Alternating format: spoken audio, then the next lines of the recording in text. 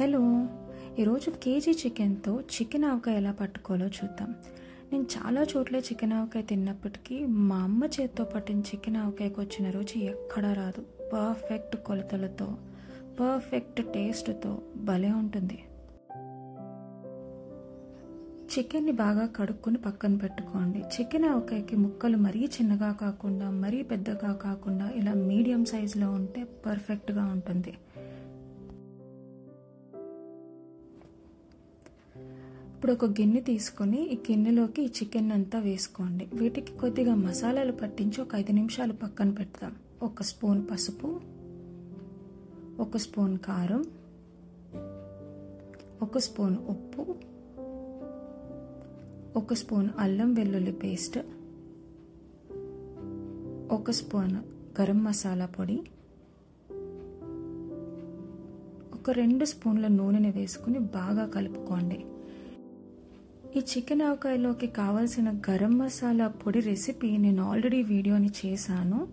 Description బాక్స్లో లింక్ని పెడతాను. సో కావాలి అంటే ఆ లింక్ ఓపెన్ చేస్తే మీకు డీటెయిల్స్ అన్నీ వస్తాయి. ఇప్పుడు దీన్ని బాగా కలుపుకొని 5 నిమిషాలు మూత పెట్టుకొని పక్కన పెట్టేసేయండి.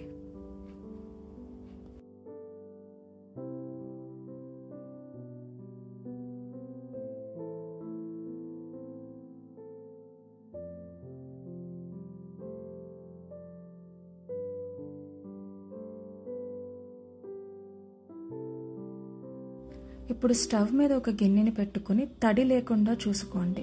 అందులోకి 5 నిమిషాలు నానబెట్టుకున్న చికెన్ని మొత్తం వేసేసి మూత పెట్టేసి సిమ్లో పెట్టుకుని మగ్గించండి. ఆల్రెడీ చికెన్లో ఉప్పు వేసుకున్నాం కాబట్టి మూత పెట్టేసుకుని మగ్గించుకుంటే చికెన్లో ఉన్న వాటర్తోనే చికెన్ అంతా ఉడికిపోతుంది. సో సెపరేట్గా నీళ్లు ఏమీ వేయొద్దు.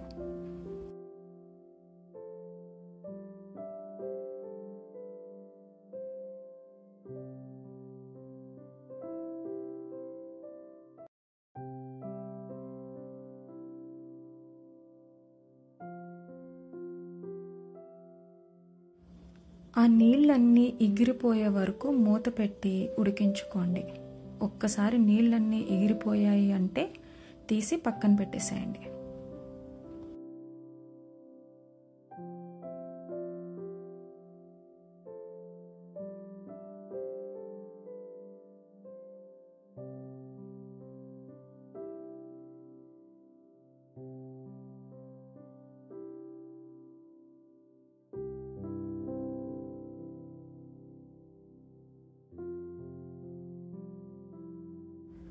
ఇప్పుడు స్టవ్ మీద ఒక వెడల్పాటి మూకెని పెట్టుకుని అందులో చికెన్ ముక్కలు వేపడానికి సరిపోయేంత నూనెని వేసుకోండి. నేను ఉడికించిన ముక్కల్ని 2 బ్యాచ్లుగా వేపించుకుంటున్నాను. సగం సగం చేసుకుని వేసుకుంటాను.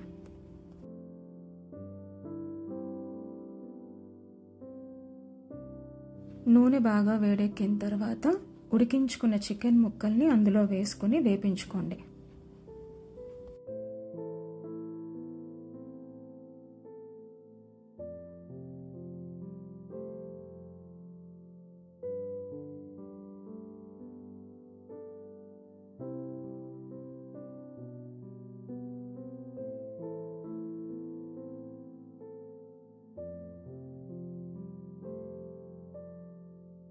ముక్కలు అన్నీ మంచి ఎరుపు రంగులోకి వచ్చే వరకు వేపించుకోండి.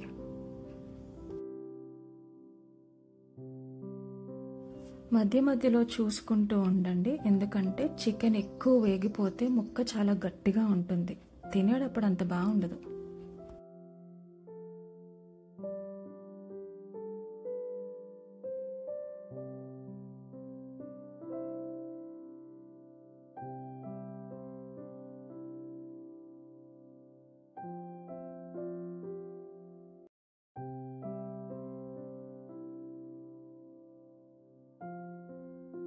మనం చికెన్ని అల్లం వెల్లుల్లి పేస్ట్ మసాలాలని వేసి నానబెట్టుకున్నాం కాబట్టి ఇది ఒక 50% వేగిన తర్వాత ఒక సన్నటి పొడి లాంటిది వస్తుంది. దాన్ని తీసేసుకోండి. అది ఎక్కువ వేగితే మాడిపోతుంది. అందుకని తీసి ఒక గిన్నెలో పెట్టుకోండి.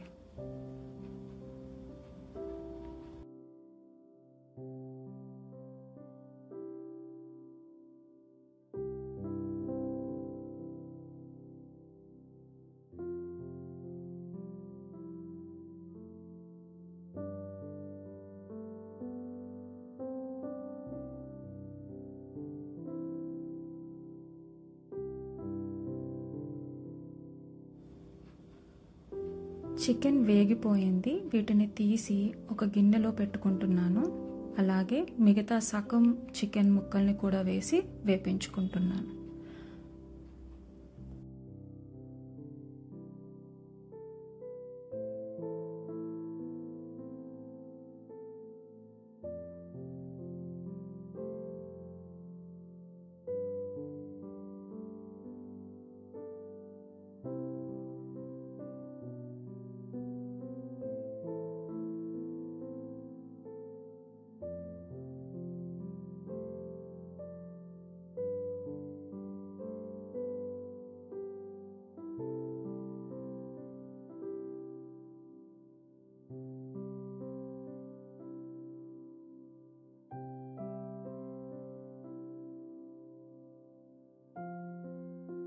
చూసుకుని వేపించుకోండి.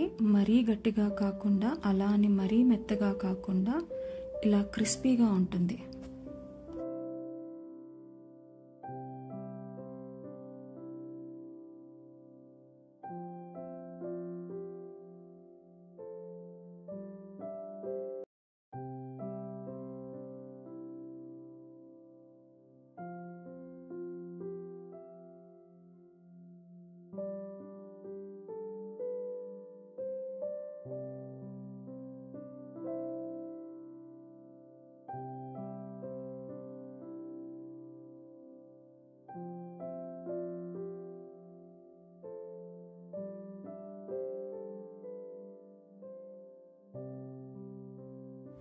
ఇలా చికెన్ అంతా తీసి పక్కన పెట్టుకున్న తర్వాత ఇదే నూనెలో ఇంకొంచెం నూనెని యాడ్ చేసుకుంటాను.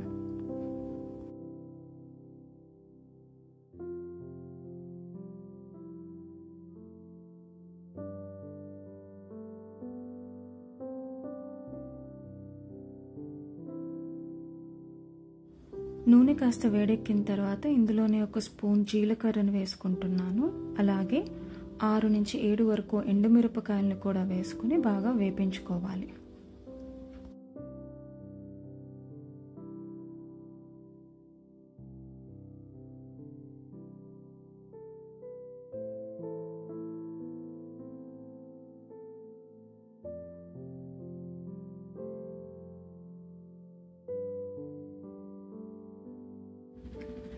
ఇవి బాగా వేగిన తర్వాత ఇందులోనే ఒక గుప్పెడు కరివేపాకును వేసుకోండి. దీనికి కొలతేం లేదు, ఎక్కువ వేసుకున్నా పర్వాలేదు.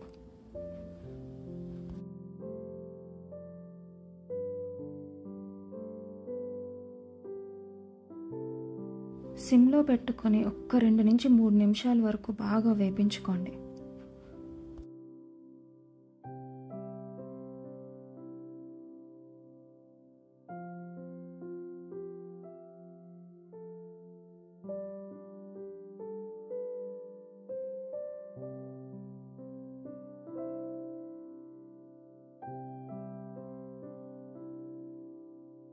కరివేపాకు బాగా వేగిన తర్వాత ఇందులోనే 4 స్పూన్ల అల్లం వెల్లుల్లి పేస్ట్ని వేసుకుంటున్నాను.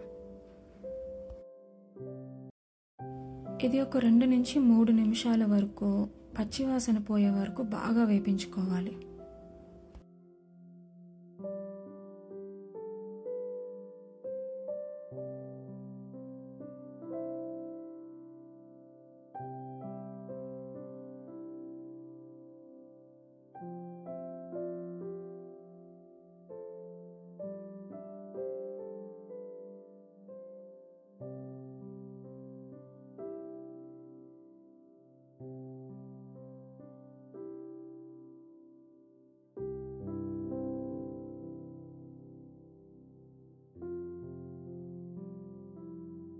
అల్లం వెల్లుల్లి బాగా వేగిన తర్వాత నేను ఇందులోనే 1 కప్పు చింతపండు పులుసును వేసుకుంటాను. నేను ఆల్రెడీ ఉడకపెట్టి చేసుకున్న చింతపండు కాబట్టి నేను జస్ట్ 1 నిమిషం పాటే వేపించుకుంటాను. ఒకవేళ మీరు ఫ్రెష్గా చింతపండు పులుసు కనుక పిసికితే ఒక 2 నుంచి 3 నిమిషాల వరకు బాగా ఉడకనివ్వండి.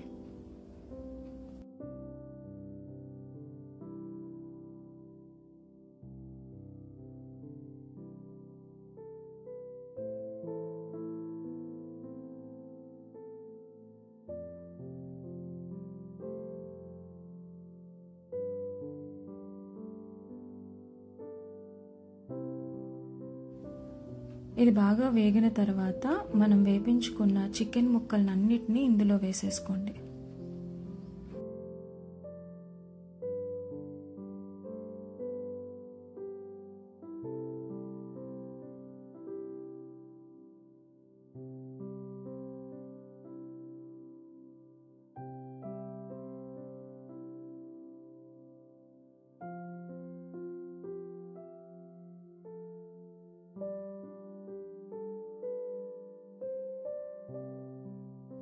బాగా కలుపుకున్న తర్వాత స్టవ్ ఆఫ్ చేసి ఇందులో ఒక 4 స్పూన్ల గరం మసాలా పొడి,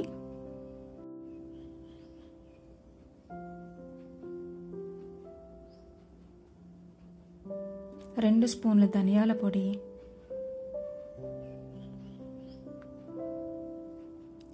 1/2 స్పూను పసుపు, 1 కప్పు కారం, అంటే 6 నుంచి 7 స్పూన్ల వరకు కారం పడుతుంది. అలాగే 1/2 కప్పు ఉప్పు, 3 స్పూన్ల వరకు ఉప్పు పడుతుంది.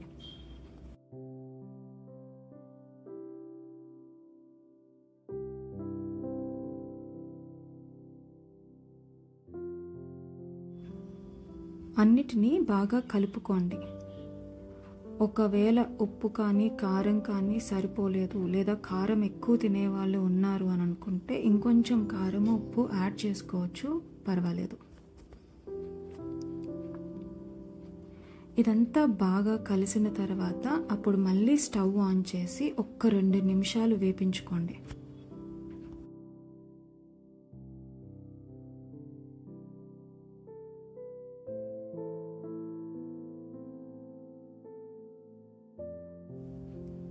ఇప్పుడు స్టవ్ ఆఫ్ చేసి ఇదంతా ఒక గిన్నెలోకి తీసుకుని